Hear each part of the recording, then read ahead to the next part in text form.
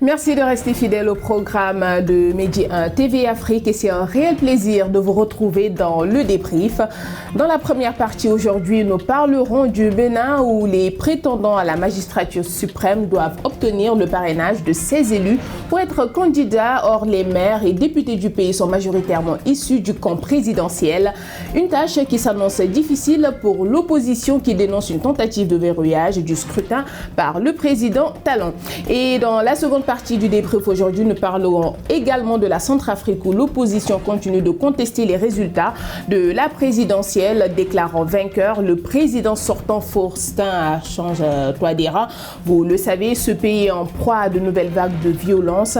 Et comment expliquer ces offensives simultanées en dépit de la présence des forces armées étrangères pour la stabilisation du pays?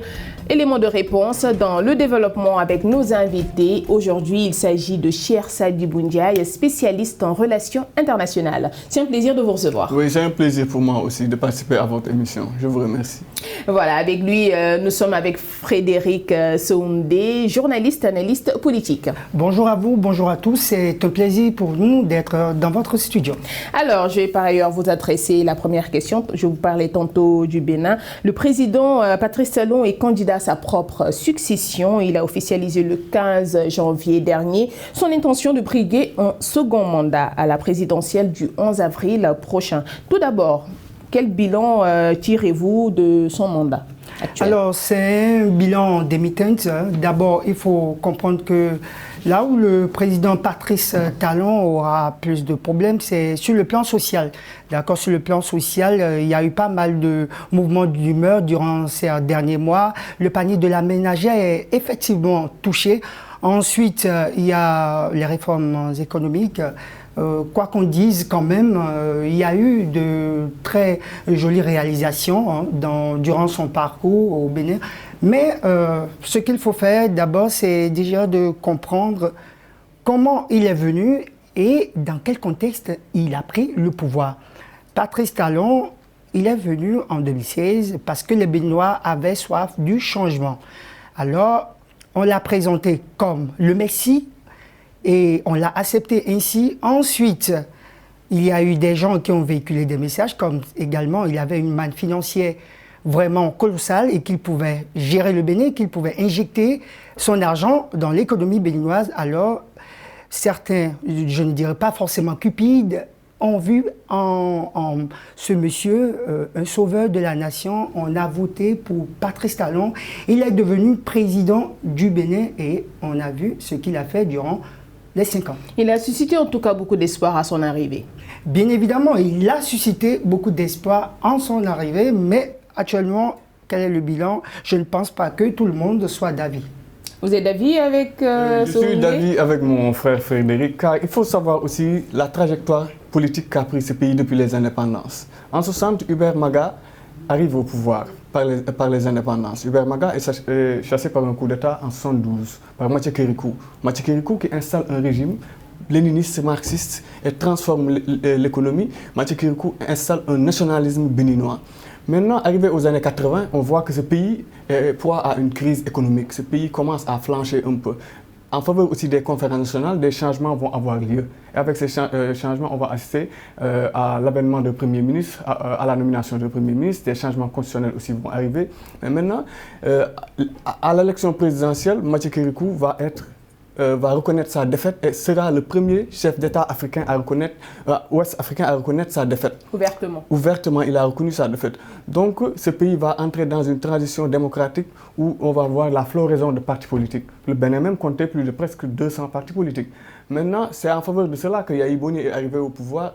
Yahi Boni, ses mandats terminés, Yahi Boni essaie d'installer son dauphin Zenzou. Zenzou sera battu aux élections par Patrice Talon. Maintenant, Patrice Talon engage des réformes. Et ces réformes-là, certes, on peut dire sur le plan économique, ces réformes ont un peu flanché, mais quand même il y a eu du mieux par rapport au développement du pays. Mais avec la crise de la Covid-19, on a eu à voir aussi que le pays est ancré économiquement en train je vais dire, un peu de s'effondrer. Pas de s'effondrer carrément, mais le pays est en proie à des crises économiques.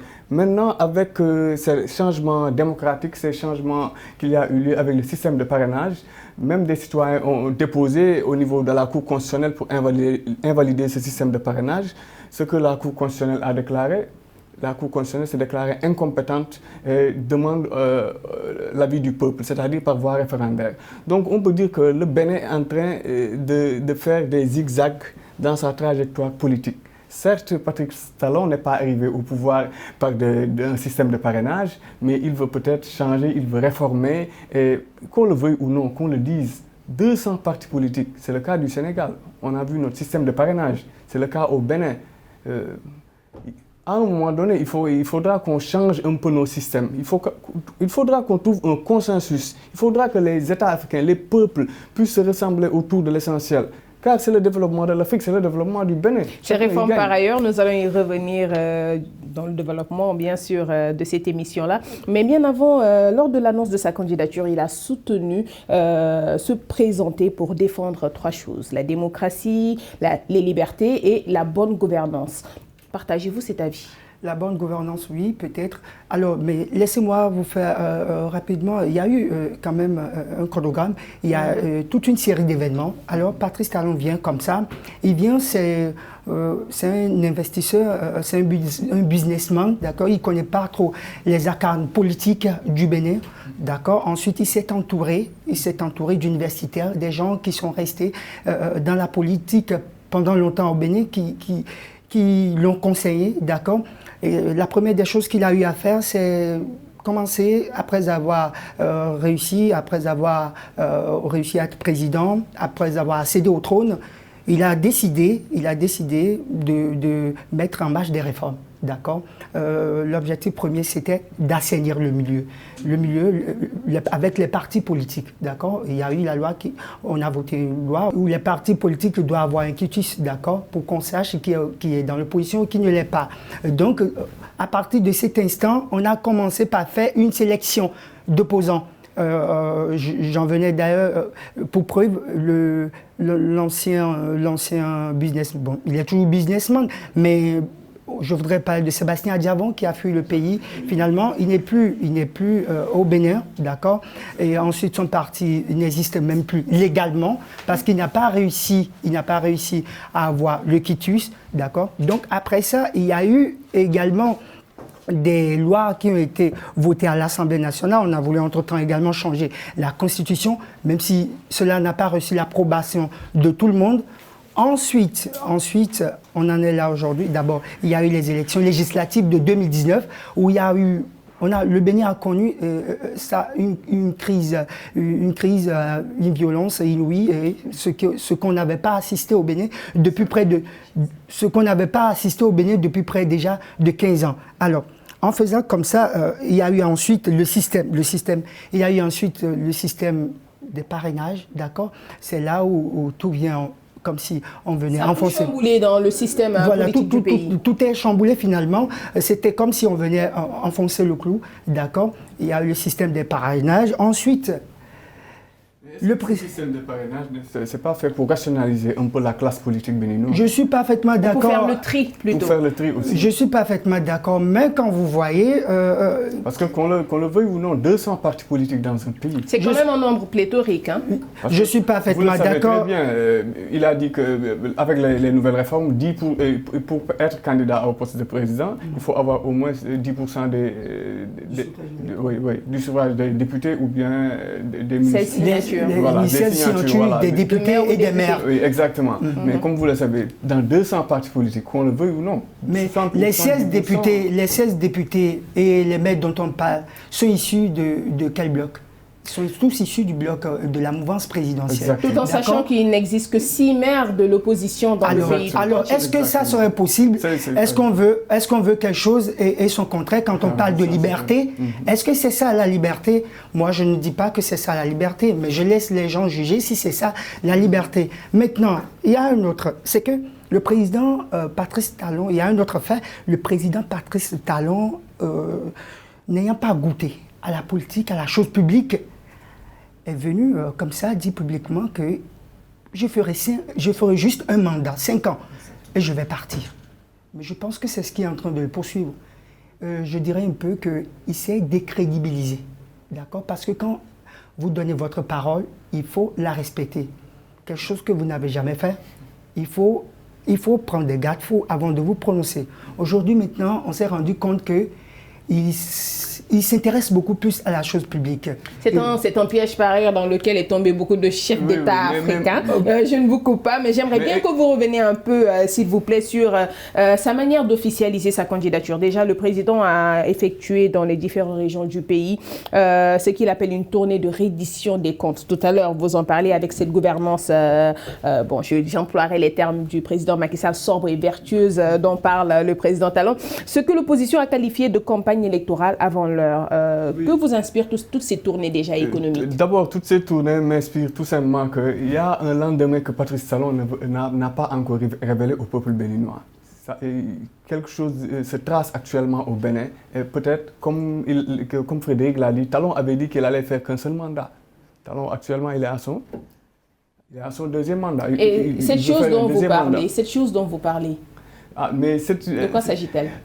Comme vous le savez, en Afrique, on connaît les chefs d'État. On a vu le cas en Guinée, on a vu le cas au Sénégal actuellement, on en parle. On a vu le cas en Côte d'Ivoire, un président qui s'était dit « je ne suis plus candidat ». Et même en Gambie avec le président Adama Barrow qui avait parlé d'une transition au bout de 3 ans de pouvoir. Oui, mais il y a un jeu politique actuellement qui se déroule au Bénin, surtout sur la scène internationale. Car vous voyez l'Office français pour la protection des réfugiés dire que le Bénin, il enlevé le Bénin de la liste des pays sûrs. Je pense que ça, vraiment, c'est de trop. Certes, il y a des crises, mais comme vous le savez, le Bénin, c'est une démocratie, une maturité démocratique. Ce n'est juste qu'un point de vue d'une organisation. Bien évidemment. Alors, j'allais rebondir. Je sais une chose, on ne va pas verser, on ne sera pas finalement comme certains pays, comme le Cameroun, où certains sont à leur 5e mandat, ou encore en Ouganda. On ne va pas arriver là. En Ouganda, ils en sont au 6e mandat du président. Juste pour préciser. Bien évidemment, on ne va pas se mettre sur la même longueur d'onde que ces pays-là. Mais il faut dire déjà que tout est déjà préparé avec Patrice Talon. Je vous ai dit, il s'est entouré d'universitaires, les gens qui l'ont vraiment conseillé. Il a très tôt fait de mettre au point stratégique dans l'administration et ce que j'appelle ses membres, d'accord, ses hommes de main. Quand je prends le président de la Cour constitutionnelle, Maître Joseph Djogbenou, on ne parle plus en ce moment de liberté. Ce n'est pas moi qui le dis, mais ce sont les faits qui le disent pour moi. Et ensuite, Patrice Talon a commencé sa tournée, d'accord. Dès que Patrice Talon a commencé sa tournée, il fallait s'y attendre que c'est évident qu'à la fin de sa tournée, qu'il dise qu'il serait candidat à un second mandat. C'est vrai, au départ, il a fait croire que c'était pour aller s'enquérir de ce qui se passait à l'intérieur du pays parce que il ne l'avait pas fait après. Depuis qu'il est au mandat, il a fait juste une seule fois. Après, il voulait aller s'enquérir des nouvelles au sein de la population béninoise. C'est ce qui a été dit officiellement. Mais un peu partout en Afrique, c'est ça. Même au Sénégal, au Mali, tout ça. Les chefs d'État, lorsqu'ils veulent briguer un second mandat, ils font des tournées économiques. Ils disent qu'ils veulent aller vraiment s'enquérir de ce qui se passe au niveau des populations. C'est pratiquement ce que vous dites. Mais c'est bien quand même aussi pour un président de la République de s'enquérir quand même de la situation économique du pays en faisant une tournée. Oui, exactement, c'est bien. Mais le problème, c'est pourquoi attendre la fin du mandat. C'est ce que je dis. On peut peut-être c'est juste qu'une coïncidence. Je suis parfaitement d'accord avec vous. Mais si on revient un peu, s'il vous plaît, sur la magistrature suprême, il faut quand même 16 signatures aux prétendants à la magistrature suprême. Pensez-vous qu'on puisse voir un député ou un maire de la majorité parrainer un candidat de l'opposition? D'abord, il y a un problème. C'est qui l'opposition au Bénin aujourd'hui? C'est ça la véritable question. Moi, je ne sais pas s'il y a d'opposition. Il y a actuellement un nouvel parti politique, d'accord, les démocrates, dont le président de ce parti est l'ancien président du Bénin, Boni Yayi, d'accord, qui a créé le parti Les Démocrates. Les FCBE, on sait comment ça se passe actuellement. C'est un parti qui est en lambeau, d'accord. C'est qui aujourd'hui l'opposition? Maintenant, on parle de 16 parrainages du côté des députés ou des maires, mais récemment, il y a l'Union progressiste, d'accord, un des blocs de la mouvance, très attaché à la mouvance, et qui demande à ces députés de parrainer des opposants qui décident, qui souhaiteraient entrer dans le jeu démocratique en avril prochain. Alors moi, je me demande, est-ce qu'on est en train de se moquer des gens ou bien on veut faire croire qu'il y a vraiment élection? Le président Patrice Talon, lors de sa tournée, a dit clairement qu'il fera de son mieux pour qu'il y ait un jeu démocratique ouvert. D'accord? Va-t-on vers un jeu démocratique ouvert? Moi, vraiment, avec tout ce qui se présage, je pense qu'il faut, même si on va à un jeu démocratique ouvert, il faut revoir la pensée, il faut revoir la méthode. D'accord? Arrêtez cette histoire de parrainage tant que c'est possible. Et là, par rapport à la révision même dont il parle, que pensez-vous déjà de ce système de parrainage qui a été instauré? Tout à l'heure, vous l'avez un peu brossé, mais pensez-vous que cette réforme était nécessaire? Je pense que cette réforme n'était pas du tout nécessaire. Même l'ambassadeur des États-Unis en place a dit que ce qu'on remarque au Bénin, c'est qu'on va vers des élections présidentielles exclusives. Donc, on est en train d'écarter certaines personnalités de l'opposition. Certains sont menacés d'emprisonnement, d'autres sont exilés. C'est pourquoi je dis qu'en Afrique, pratiquement, c'est toujours les mêmes situations dans nos pays-là. Donc, je pense que ce système de parrainage-là mérite d'être revu. Ce système de parrainage, l'opposition béninoise, le peuple béninois de manière générale, avec à sa tête Patrice Talon, doit revoir ce système-là, car ça n'arrange pas pratiquement l'opposition. Comme vous le savez. Pourtant, le président Talon, il promet des élections inclusives. Ah, mais c'est ce que tous les présidents disent. Hein, mais Talon lui-même, il sait que ces élections-là sont, comme vous le savez, c'est favorable à lui. Avec ce système de parrainage-là où pratiquement, il n'y a pas d'opposants, comme l'a dit Frédéric. Frédéric n'a pas voulu le dire même, mais il faut le dire. Où sont les grands opposants au Bénin, quand même? C'est la grande question qui se pose. Mais déjà, si on reste sur cette réforme, et parmi tant d'autres d'ailleurs, elle ne fait pas l'unanimité dans le pays. On le sait, elle a même été décriée par la Cour internationale des droits de l'homme, qui par ailleurs a demandé la suppression de nombreuses réformes dans le pays. Oui, exactement. De nombreuses réformes dans le pays méritent d'être supprimées. Mais Patrice Talon n'est pas dans cette logique-là. Actuellement, avec la crise qui se passe dans ce pays, on a vu que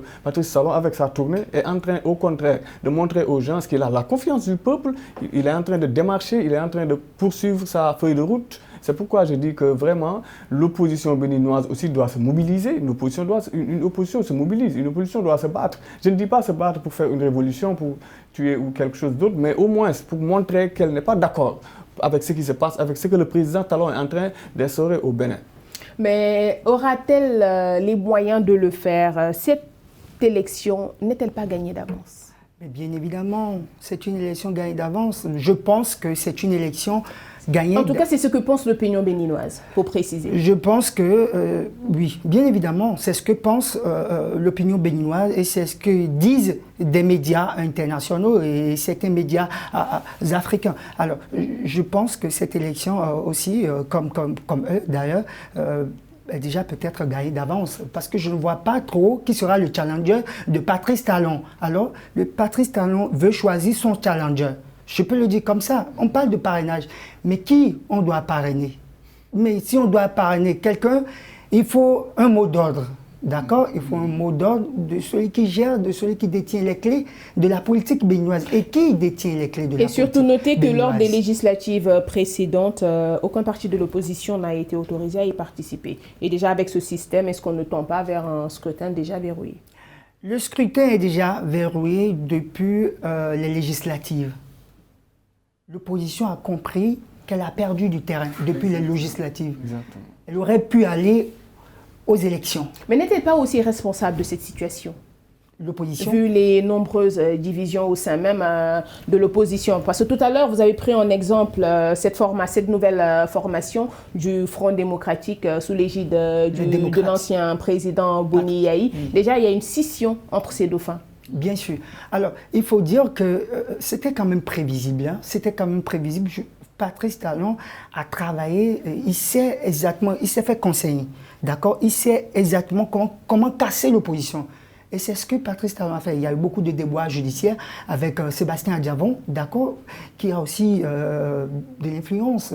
Quand on parle des personnalités quand même les plus influentes au Bénin, Sébastien Adjavon, l'opposant Sébastien Adjavon, qui était alors ami avec Patrice Talon, aujourd'hui est réfugié en France, d'accord. Il y avait également le président Boni Yayi, l'ancien président Boni Yayi, qui était qui s'était exilé un peu en France et ensuite est revenu maintenant au Bénin. Donc il faudrait comprendre que Patrice Talon a minutieusement préparé les arcanes politiques. Il a fait de son mieux, pour casser complètement l'opposition. Mais et actuellement, l'opposition n'a plus d'aile. Mais c'est plié aussi. Mais il a réduit l'opposition à sa plus simple expression. C'est plié actuellement. Comme vous le savez, le jeu électoral au Bénin, avec actuellement, carrément, c'est Talon qui est devant. Mais malgré tout, qui pensez-vous pourra tenir tête au président Talon? Mais actuellement, à part Boni Yayi, moi, je ne vois pas quelqu'un d'autre tenir tête. Il faut une mobilisation nationale des Béninois s'ils veulent quelque chose, s'ils veulent changer de Déjà, régime. nous assistons à une assemblée monocolore. L'Assemblée monocolore, c'était déjà prévisible parce que l'opposition n'était pas allée aux élections législatives. Donc, c'était sûr qu'on allait vers une Assemblée monocolore. Maintenant, si aujourd'hui quelqu'un doit être challenger de Patrice Talon, pour moi, c'est soit Boni Yayi ou soit Sébastien Diavon. D'accord, mais Sébastien Diavon est d'office exclu. Son parti n'est pas reconnu. Il n'a pas le quitus, il ne pourra pas aller aux élections. Donc, on exclut Sébastien Diavon. Donc, on peut dire que c'est Boni Yayi parce que Boni Yayi a quand même d'influence, quoi qu'on dise. Il a été président, il a été ancien président du Bénin. Il connaît mieux également les arcanes du pouvoir. Il sait également comment rallier. D'accord, les gens de la mouvance présidentielle à sa cause.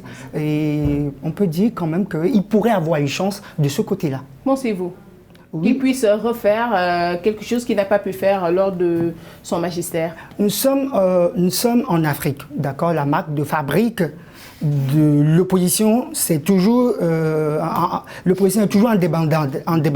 L'opposition ne se retrouve presque jamais ici en Afrique, d'accord. Mais il y a toujours des possibilités. Il faut toujours rester positif, d'accord. Je me souviens tout récemment en Côte d'Ivoire, il y a eu les opposants qui se sont réunis. Même si à la dernière minute, ils n'ont pas voulu participer, les membres de l'opposition n'ont pas voulu participer aux élections et ils ont appelé au boycott, d'accord. Je crois que ça ne sera pas le cas au Bénin. Ils vont faire de leur mieux, d'accord, au vu. Pour donner une bonne image au Bénin, il y aura un candidat de l'opposition, il y aura également le président sortant en face, et on va faire les élections. Parce qu'il doit y avoir élection présidentielle. Bien sûr. On va faire les élections, on ira aux élections. Je me dis, même si l'opposition a un candidat, vous savez, une candidature, elle est portée par une vague, par un peuple, par une jeunesse. On le voit dans certains pays africains. Vous voyez de nouvelles candidatures qui suscitent de l'espoir. Un engouement. Un engouement. Mais au Bénin, est-ce que tergiverser comme ça et dire tel ou tel le candidat de l'opposition va permettre de battre Talon? Parce que Talon, il a verrouillé le système. Actuellement, le système au Bénin, qu'on le veuille ou non, quand on parle d'élections démocratiques, d'élections libres et tout ça, on voit que carrément le système est verrouillé. Donc, aller aux élections avec l'opposant ou avec Boni Yayi ou avec un autre, on sait ce qui se passe en tout cas. En fait, moi, je pense qu'on est maintenant dans une dynamique où ce n'est plus qui ira aux élections. On n'est plus dans cette dynamique-là. On est maintenant dans la dynamique où il faut qu'on organise des élections, d'accord, et qu'on choisisse un président. C'est de ça qu'il s'agit maintenant. Et pour ça, il faut trouver un challenger. Et quoi qu'on dise, on finira par trouver un challenger, d'accord, du côté de l'opposition.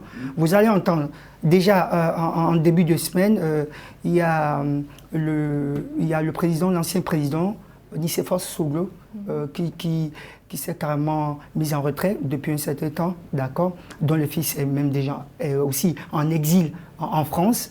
Et donc le président s'est prononcé, il dit que Patrice Talon a trahi le peuple béninois parce qu'il a dit qu'il n'allait pas se représenter, d'accord. Imaginez, il dit que Patrice Talon a trahi le peuple béninois. Oui. Donc vous savez que c'est de l'espoir, c'est le peuple qui avait porté donc la candidature de Patrice Talon.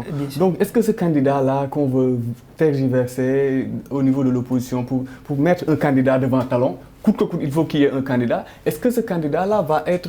Est-ce que sa candidature sera portée? Est-ce qu'il y aura de l'engouement du peuple béninois? Est-ce que le peuple béninois va vouloir un changement réel par rapport à cette candidature-là? Sera-t-il soutenu? Sera-t-il soutenu? Non, cette candidature peut ne pas être soutenue. Exactement. Cette candidature peut ne pas être soutenue. Mais comme je suis en train mais de si le elle dire... n'est pas soutenue, elle constituera une aubaine pour le président Talon. Oui, mais c'est justement tout ce qui est en train de se passer concourt vers ça, bien évidemment. Donc, il y aura une candidature de l'opposition, qu'elle soit portée par la jeunesse ou pas, ou par d'autres partis politiques, il y aura une candidature de l'opposition pour montrer que quand même, il y a eu le jeu électoral. D'accord? Il y a eu les élections. Exactement. On va vers ça maintenant au Bénin. On n'est plus au stade où il faut choisir quelqu'un. Non, on n'est plus à ce stade-là. On sait maintenant, tout est décidé. D'ailleurs, je prends l'exemple des législatives. Alors, rapidement, nous sommes au terme de la première partie. Les législatives de 2019, d'accord? On voit qu'il y a eu un problème. Le problème, c'était que... il y a 20% de participation.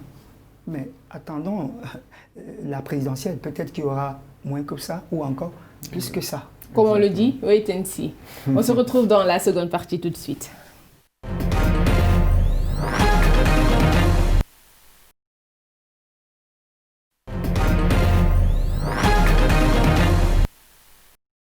Voilà, vous êtes dans la seconde partie du débrief. Si vous nous rejoignez à l'instant, dans la seconde partie, comme annoncé à l'entame de nos propos, nous allons parler de la Centrafrique. Alors, M. Souadibou, le 13 janvier dernier, les rebelles constitués en coalition de 6 groupes armés ont sémé la terreur à Bangui, une première depuis 2013. Ils contestaient la réélection de Faustin Archange Touadéra. L'attaque a été repoussée par les casques bleus de la MINUSMA. Déjà, que pensez-vous de ce regain de violence dans le pays? Ce regain de violence nous montre tout simplement que ce pays sévit à l'insécurité.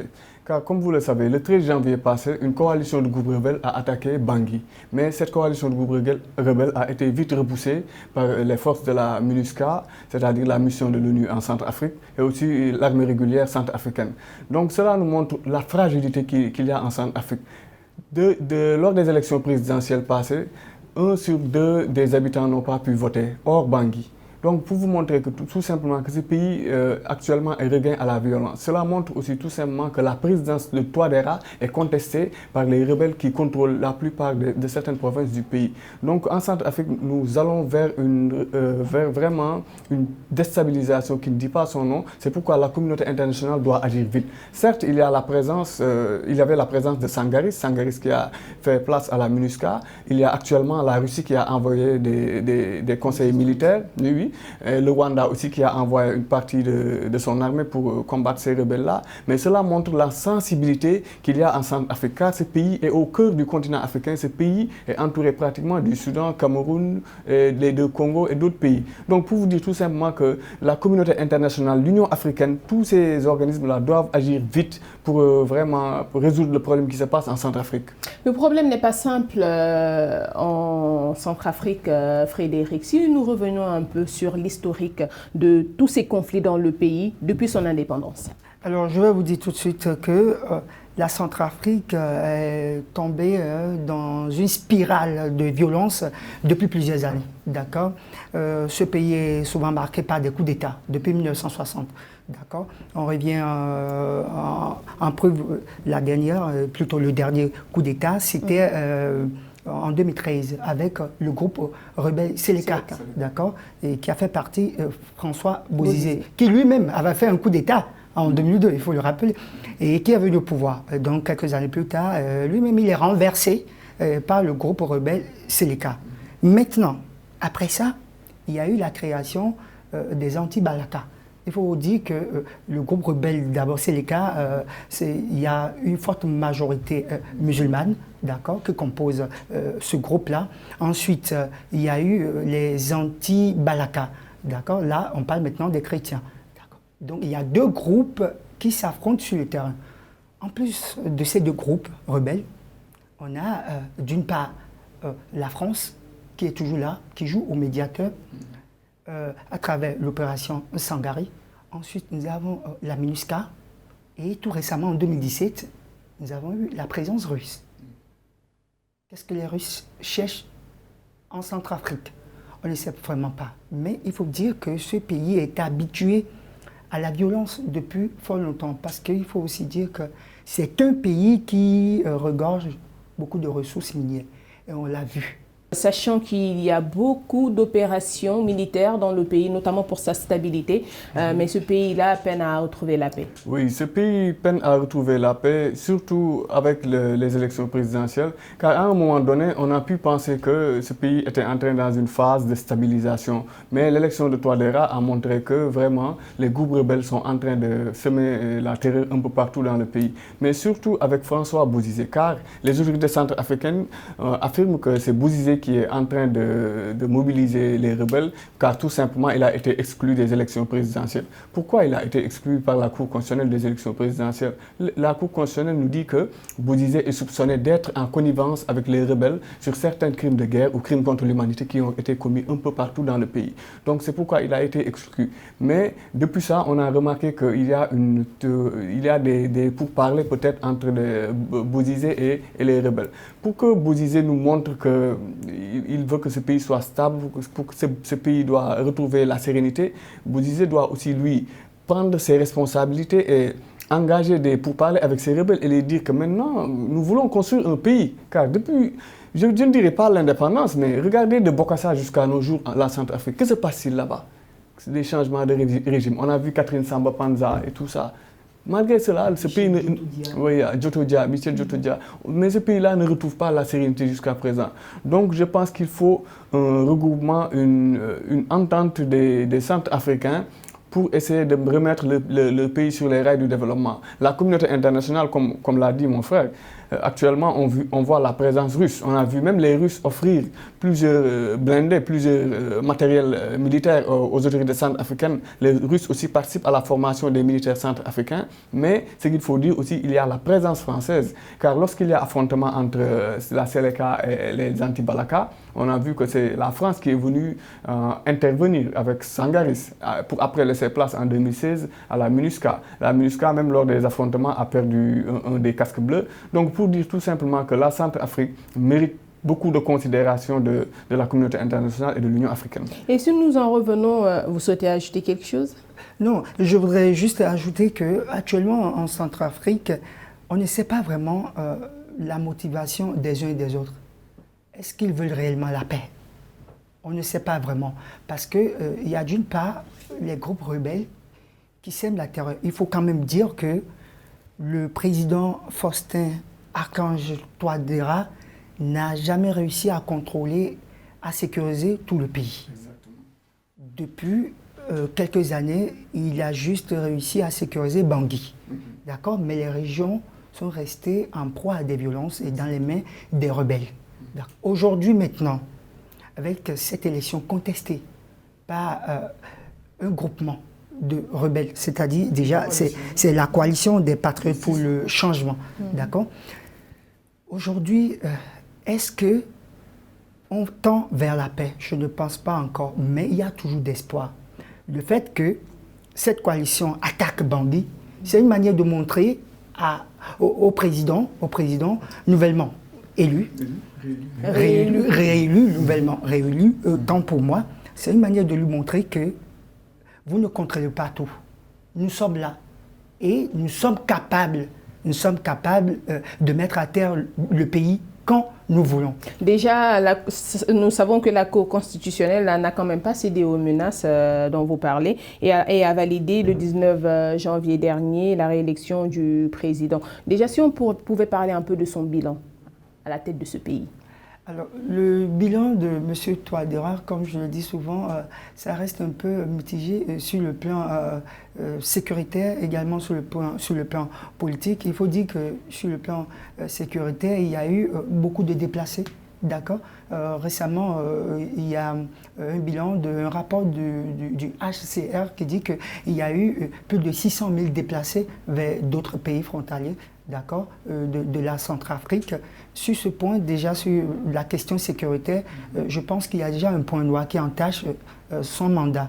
Maintenant, l'autre, c'est la répartition de la chose publique, la répartition des biens, la répartition de la finance, la répartition également des intérêts. D'accord? Comment ça se passe? C'est là la bonne gestion, la bonne gouvernance. Comment ça se passe? Où en est-on? Frédéric, cela nous montre tout simplement que là, ce qui se passe en Centrafrique n'est pas seulement un problème ethnique. Il y a un problème certes sécuritaire, mais il y a un problème socio-économique. La Centrafrique est un pays pauvre. Imaginez, la FAO nous dit que 2 millions de personnes sont menacées de famine. Pauvre mais riche. Oui, le sous-sol est riche comme tous les pays africains. Au Sénégal, nous avons 700 millions de tonnes de fer dans notre sous-sol. Pourtant, on est un pays pauvre. Alors, il faut qu'on l'assume, il faut qu'on le dise. Mais imaginez, un pays où 2 millions de personnes sont menacées par famine grave. Je ne dis pas famine comme ça, famine grave, par la famine. Donc c'est la FAO qui nous le dit. Donc ce pays-là, à part ces problèmes sécuritaires-là, il y a un réel problème social. Il y a un problème de mal-être, il y a un problème de développement, un problème de répartition des richesses. Lorsque un groupe de personnes s'accapare le pouvoir et puise de ces richesses-là du pouvoir et achète ou construisent des maisons. Et quand vous dites un groupe de personnes, vous faites allusion à qui? Tous les régimes qui ont eu, de Bokassa jusqu'à présent. Certes, il y a des phases de transition, les Catherine Samba-Panza, Touadéra, moi, je dirais que son bilan est mitigé. Parce que lui, le rôle qu'il avait, c'est de faire une transition. Pour moi, Touadéra, c'est une transition qu'il conduit. C'est-à-dire, il doit amener le pays dans une phase sécuritaire où les gens vont se sentir en paix et en sécurité. Pourtant, sous son régime, le pays avait un certain temps connu une période d'accalmie. Exactement. C'est cette stabilité qu'a connue la Centrafrique que tout le monde... C'est pourquoi tout le monde pensait que ce pays était dans une phase d'accalmie. Mais avec sa réélection, on a vu une coalition de groupes rebelles. Donc, ces groupes rebelles-là, comme l'a dit Frédéric, ont voulu le montrer qu'on est là. On contrôle une partie du pays. Ne pensez pas que vous êtes le seul à diriger le pays. Donc ce sont ces problèmes-là, ces problèmes socio-économiques, ces problèmes financiers-là qui gangrènent ce pays-là. Ce pays est extrêmement pauvre, comme la plupart certes des pays africains, mais riche, son sous-sol est riche. Donc il faut que ce pays entame des réformes. C'est pourquoi j'appuie toujours ce que je dis par rapport à l'Union africaine, par rapport à la communauté internationale. Des experts ont même eu à dire que la communauté internationale n'intervient pas en Centrafrique, la communauté internationale ne veut pas intervenir en Centrafrique. Mais moi, je réfute cela. Je dis que la communauté internationale, même si on n'est pas d'accord peut-être avec les positions de la France des fois, mais la France joue un rôle important aussi en Centrafrique en menant le dialogue, en essayant de trouver des accords entre les différentes parties qui sont en conflit. L'Union africaine, la même chose. Tous les pays africains ont entamé des discussions dans ce sens. Donc, il faut le dire, la Centrafrique mérite mieux que ce qui se passe actuellement. L'Afrique, c'est quand même aussi une colonie française. Donc, quoi qu'on dise, la France a toujours ses intérêts à défendre là-bas. Actuellement, elle ne prend pas position, d'accord? Elle ne prend pas position. Même si récemment, le président Macron a semblé féliciter déjà. C'est la France qui avait convoqué le Conseil de sécurité en bien évidemment. Tout cela pour montrer l'intérêt de la France en Centrafrique. Même pas en Centrafrique seulement, mais dans les pays francophones qui sont en Afrique. Mais déjà, M. Sadibou Ndiaye, il a parlé de bilan mitigé du président Touadéra. J'aimerais bien que vous donniez votre avis par rapport à cela. Bien évidemment, c'est ce que j'étais aussi en train de dire. Le bilan est mitigé parce qu'arrivé à un moment, on pensait que la Centrafrique sortait la tête de l'eau. D'accord? Il fut un moment où c'était quand même un peu calme. Mais c'est dès qu'on a commencé par annoncer les élections, d'accord, dès qu'on a commencé par faire sortir le calendrier électoral, qu'on a commencé par préparer les élections, c'est en ce moment qu'il y a commencé par eu des échos, il y a commencé par eu des mécontentements. Exactement. Et on a laissé François Bozizé rentrer au pays sans être inquiété, d'accord. Et comme vous l'avez souligné tout à l'heure, mon cher ami, on aurait pu laisser tout simplement François Bozizé participer au jeu électoral. D'accord? Si on le laissait participer au jeu électoral, alors on saura si c'est la Centrafrique qui ne veut pas de François Bozizé, ou c'est la communauté internationale, ou si c'est la France, ou si c'est le président sortant. En tout cas, il y a beaucoup de questions. Il y a beaucoup de questions. On aurait su tout ça. Donc, du point de vue, je dirais que sur le plan politique, le pays avait amorcé un développement, d'accord, même s'il faut dire que c'est toujours, c'est un pays particulier, c'est toujours la communauté internationale qui prend en charge les frais des citoyens, de certains citoyens qui sont dans le secteur public. Il faut dire que ce pays n'arrive toujours pas à se relever financièrement. Et déjà, après sa réélection, plutôt lors de son dernier discours, il a promis de ramener la paix au sein du pays. Mais déjà, pensez-vous que, déjà sous le sceau de l'unité, pensez-vous que la paix puisse être effective dans le pays? Vu le contexte actuellement, je pense que la paix, il sera difficile de dire qu'on va vers la paix. Je pense qu'actuellement, l'élection de Touadéra montre que la coalition des rebelles, imaginez des rebelles qui se sont coalisés, 6 groupes de rebelles qui se coalisent. Et lors de l'élection présidentielle, ils attaquent la capitale de cette Avec comme principal but, il faut le dire, la déstabilisation de Bangui et surtout du régime du président Touadéra. Donc cela montre tout simplement la friction qui existe entre une partie du peuple et qui soutiennent les rebelles, c'est-à-dire les rebelles même, et une partie favorable à Touadéra, parce que Touadéra, qu'on puisse dire, il a gagné ses élections. Mais à quel prix? C'est ça qui pose problème. Donc, il faut vraiment rassembler le peuple centrafricain. Ce que je pense, il faut les rassembler, il faut entamer des pourparlers pour moi. Touadéra doit prendre ses responsabilités. Certes, Bozizé, il y a des menaces qui pèsent sur lui par rapport à son soutien aux rebelles qui ont commis peut-être des crimes de guerre et des crimes contre l'humanité. Mais n'empêche, il faut appeler Bozizé et tous les autres cadres de l'opposition autour d'une table et discuter de leur devenir, de la Centrafrique, car tout le monde sait que la Centrafrique est un pays qui regorge de potentiel économique. La Centrafrique est un pays riche en ressources. La Centrafrique est un pays qui, lorsqu'il est stable, autant pour moi, est un pays qui peut vraiment participer au développement de la zone. Et cette zone-là, comme vous le savez, actuellement, il y a la menace djihadiste. Là, il y a la menace djihadiste. Les terroristes qui commencent à entrer dans quelques pays. Donc tout cela montre que ce qui se passe en Centrafrique est sensible. Donc parler de paix, certes il est tôt de parler de paix à cause de ces crises qui se sont déclenchées, mais je pense que Touadéra doit prendre ses responsabilités pour les devenir de Centrafrique. En tout cas, Frédéric, 6 groupes rebelles, ce qui n'est pas rien du tout. Le chantier s'annonce-t-il déjà facile pour le président Touadéra? Non. Pour ce nouveau mandat? Pas du tout. Le chantier s'annonce très difficile pour le président Touadéra pour son nouveau mandat parce que tout simplement, il faut dire que déjà, il faut comprendre d'abord quelles sont les motivations de ces groupes rebelles. D'accord? Ensuite... ils l'ont dit clairement, hein? Ils l'ont dit clairement, la déstabilisation du régime en place. Oui, ça c'est ce qui se dit. Selon eux, tant qu'il y aura le régime Touadéra, ils seront d'attaque. Bien évidemment, ça c'est ce qui se dit. C'est ce qui se dit officiellement. Mais les Centrafricains sont entre eux. Et il n'y a que les Centrafricains qui puissent résoudre leurs problèmes. D'accord? Ça c'est ce qui se dit officiellement. On ne peut rien résoudre par la violence. C'est clair. Et ils le savent. Alors, il faut retourner à la table de négociation. Il faudrait que les groupes rebelles et François Bozizé, qu'on accuse depuis un certain temps d'avoir une main dans ces groupes rebelles, de financer entre autres ces groupes rebelles selon plusieurs médias internationaux, il faut qu'on appelle tout cela à la table du dialogue. Et justement, que devrait être le rôle joué par le président Bozizé dans cette recherche de paix et d'unité en Centrafrique? Alors, actuellement, le rôle, c'est qu'il faudrait que le président François Bozizé, l'ancien président François Bozizé, arrête déjà de communiquer. Il faut qu'il arrête de communiquer. Pourquoi? Tout simplement parce que toutes les fois, quand il sort, il dit « vous m'accusez ». Je n'ai pas fait ceci, je n'ai pas fait cela. Alors, ça met de l'huile sur le feu. D'accord? Il y a les groupes armés qui sont là. Il faut aussi reconnaître quand même que lui aussi, d'autre part, il avait eu des acquaintances avec les groupes armés. Il faut maintenant rechercher, faire un profil bas, surtout qu'on a été ancien président. Quand on est ancien président, on ne sort pas n'importe comment, on ne communique pas n'importe comment. D'accord?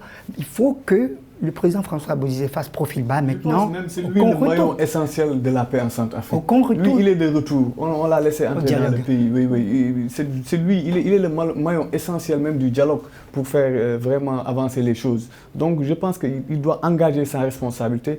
Lui et Touadéra, tout va aller mieux. S'il le fait, je pense que les Centrafricains ne sont pas aussi... Ils sont intelligents. Les Centrafricains savent que le contexte actuel du monde, au XXIe siècle, les pays pensent au développement. développement, les pays pensent à la stabilité. Il me semble que c'est un peu facile à dire dans un pays où il y a beaucoup de conflits ethniques, un peuple qui ne s'entend pas en son sein. Comment pourra-t-il diriger sa destinée? Un peuple qui ne s'entend pas, comme vous êtes en train de le dire, il y a plusieurs faits qui montrent que ce peuple ne s'entend pas, mais ce peuple a quelque chose de commun. D'accord? Ils ont quelque chose de commun. C'est-à-dire qu'ils sont tous centrafricains.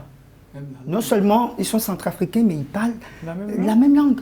Ils parlent la même langue, c'est le Sangari, je pense. Ils parlent la même langue. Alors, c'est possible. Rien n'est impossible. Mais qu'est-ce qui bloque? Le Bénin est passé par là. Ensuite, il y a eu la conférence des forces vives de la nation en 90. Et aujourd'hui, on a vu là où le Bénin est. C'est possible, si ça a été possible dans un pays africain, même je le pense Rwanda que... se constitue un exemple. Bien évidemment. Regardez, 94 jusqu'à présent. Si on a pu réussir dans un pays africain, je pense qu'on peut également réussir dans un autre, en Centrafrique en l'occurrence. Donc dans ce cas, je pense que, comme je le dis, il faut retourner à table. Maintenant, essayer de comprendre ce que les réelles intentions, quelles sont vraiment les motivations de ces gens-là. Ensuite, il faut savoir quel rôle joue chacun d'entre eux. Je parle de la communauté internationale. C'est quoi son rôle exactement en Centrafrique? Bonne question. Je parle de la France. C'est quoi le rôle de la France exactement? Ensuite, je reviens aux Russes. Alors, c'est quoi le rôle de la Russie? La Russie a annoncé récemment, il y a de cela quelques jours, la Russie a dit qu'elle voulait rapatrier environ plusieurs instructeurs, plus d'une quarantaine, d'accord, environ plusieurs instructeurs militaires de Bangui vers Moscou. Oui, ensuite, réduire ses équipements militaires. Oui, le prétexte de la Russie actuellement, c'est que la Russie nous dit que la Russie veut participer à la formation des militaires centrafricains. Comme vous le savez, l'armée régulière centrafricaine, mais pratiquement elle n'existe pas. L'armée régulière centrafricaine est fragile. La Russie a fait un don de blindés, de véhicules, de matériel militaire à la Centrafrique. Donc, certes, la Russie nous dit qu'elle veut participer à la formation de ces soldats centrafricains-là, mais nous savons que aussi les États n'ont pas d'amis. Les États défendent leurs intérêts. La Russie, nous savons que la Russie a besoin de savoir du pétrole qui se trouve en Centrafrique, des minéraux et d'autres. Certes, la Russie est un producteur de pétrole, de gaz, mais toutes ces richesses-là, toutes les entreprises russes qui peuvent venir en Centrafrique bénéficier de ces richesses et les vendre à l'étranger, c'est un bienfait pour Moscou. Donc l'intérêt français en Centrafrique, en Afrique, c'est la même chose que l'intérêt russe. La Russie, vous le voyez au Mali actuellement. La Russie est dans d'autres pays africains. La Russie va même installer ses bases dans certains pays d'Afrique australe. Mais il y a quand même un côté positif, tout n'est pas noir là-dedans. Vu la formation des militaires, cela pourrait apporter en plus sur le terrain. Exactement. Je pense que la formation des militaires centrafricains est une bonne chose, surtout pour faire face un peu aux problèmes sécuritaires qui se passent dans le pays-là. Mais même la France participe aussi à la formation des militaires centrafricains, même d'autres pays africains, le Sénégal et d'autres pays. Il y a beaucoup d'hommes de grades centrafricains qui sont formés dans différents pays africains, mais on voit que jusqu'à présent, l'armée centrafricaine est fragile. Donc, je pense que la communauté internationale a compris cela. C'est pourquoi elle a dépêché beaucoup de pays qui vont participer à la formation de cette armée-là. Déjà, on parle beaucoup de solutions, mais déjà, quelles sont les pistes concrètes pour sortir ce pays-là de la crise? C'est comme je l'avais dit tantôt, pour sortir la Centrafrique actuellement de la crise, ça ne sera pas... concrètement, sur le court terme. Ça ne sera pas forcément par une baguette de magie. Actuellement, ça serait... On ne peut que parler de dialogue. Actuellement, ce qu'il urge de faire, c'est d'appeler le plus rapidement possible les différentes parties prenantes au dialogue, le plus rapidement possible. Et que devrait être aussi la conduite à tenir par le président Touadéra face à tout ça? Bien évidemment, c'est que le président Touadéra doit continuer par appeler au dialogue. Il doit multiplier des actions pour montrer qu'il veut que les gens viennent, que les gens participent au dialogue. Afficher une réelle volonté. C'est de ça qu'il s'agit maintenant. Il ne faut pas faire des sorties ou menacer qui que ce soit. On n'est plus à ce stade maintenant. Il faut passer maintenant à autre chose. Je parlais également, je disais qu'il fallait qu'on sache quelles sont les motivations des uns et des autres. Sans ça, on ne peut pas résoudre ce conflit-là. Récemment, encore, on voit les troupes rwandaises qui sont également présentes en Centrafrique. Alors, combien de pays pour participer à la formation d'une armée? Et quelle est la part de tous dans tout ça? Justement, comme le disait mon ami tout à l'heure, chaque pays a ses intérêts.